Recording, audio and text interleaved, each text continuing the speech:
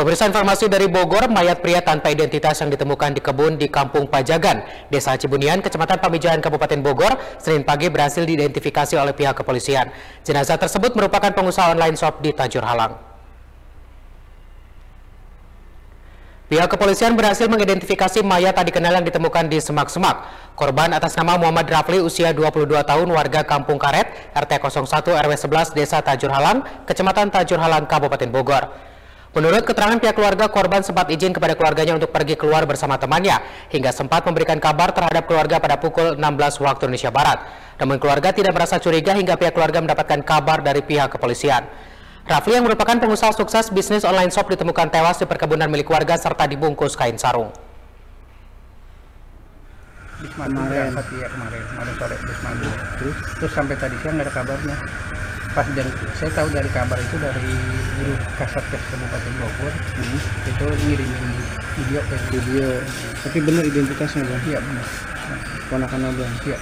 Profesinya apa sih, Bang? Dia online, usaha online. Usaha online ya lumayan sukses.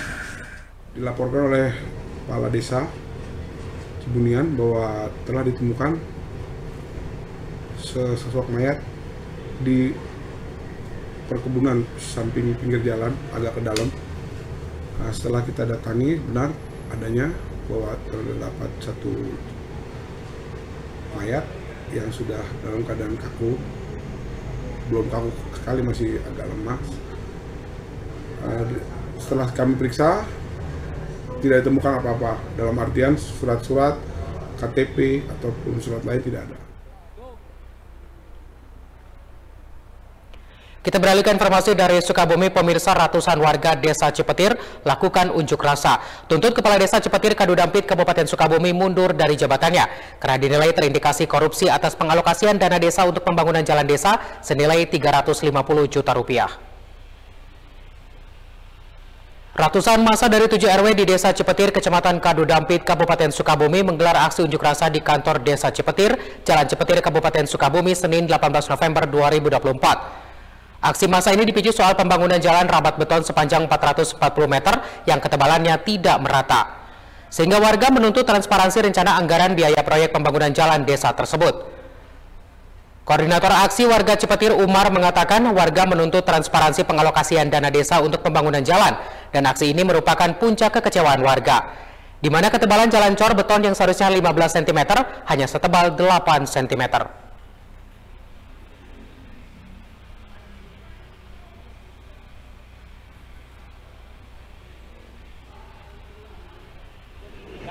Dari speed 15 kali ketebalan, ya, kami yang menjadi ketebalan. Langsung kami menyatakan bahwa ketebalan daripada jalan tersebut hanya 8 cm.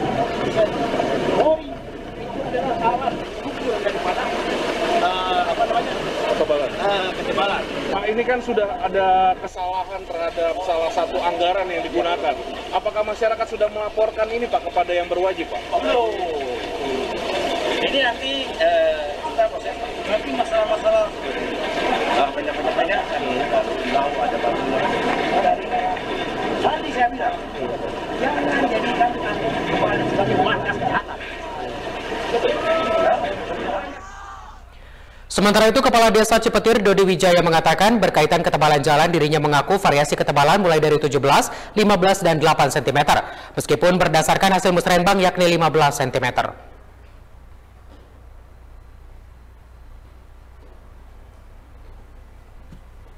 Perjelas juga karena medan jalan juga itu yang sekarang sudah ada bukti dari mereka, dari hasil kori itu variatif.